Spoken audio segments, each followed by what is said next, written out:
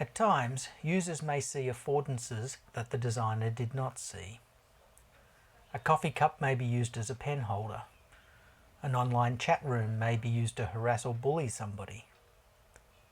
Things that we make can afford many uses, but cultural conventions dictate those uses that are typical or acceptable and those uses that are not. Male and female toilets provide a case in point. Typically, both of them afford entering equally well. They typically have a door or an opening which is exactly the same size. There's no particular reason why you wouldn't go into one or the other, except for the male and female signs on the entrances.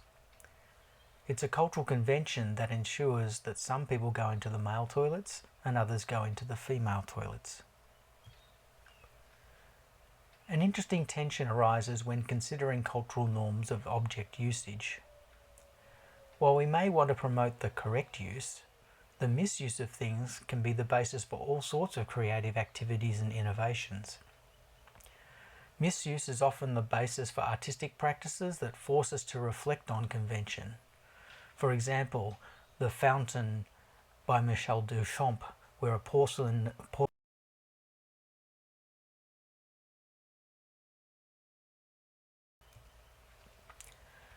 A good example of creative misuse is the way in which DJs use a turntable. Originally designed as a music playback device, turntables were repurposed as a performance instrument, developing new uses such as beat matching and scratching.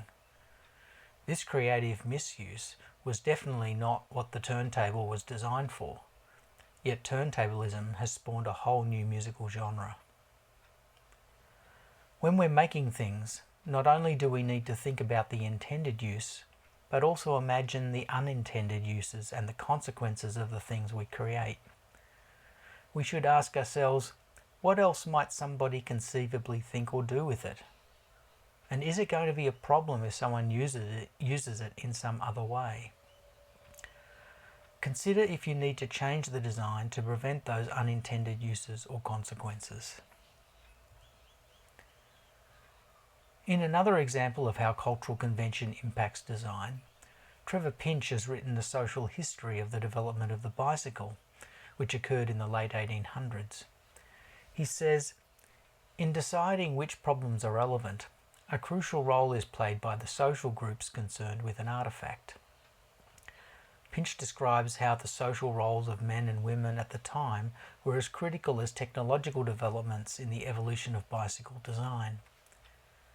In the interests of macho speed racing, the penny farthing bicycle used a large front rear wheel which was awkward to mount, especially if you were wearing a skirt, and did not have brakes. The safety bicycle had two moderate-sized wheels so that when you were sitting on it, your feet could touch the ground. The pedals were positioned in the middle with a chain to drive the wheel, and they included hand-operated brakes. Because there were different markets for different bikes, parallel development of both the high-wheeler bike and the low-wheeler bike continued at the same time. Different social drivers produced different designs, and the two types of bicycles offered different affordances. Even today, the design of bicycles is not necessarily settled. New designs afford comfort, speed, style, and other user needs. New technologies like electric power and carbon fibre frames continue to make new solutions possible. These examples make it clear that affordances are not just the result of physical attributes nor designer intentions, but they are also influenced by cultural conventions.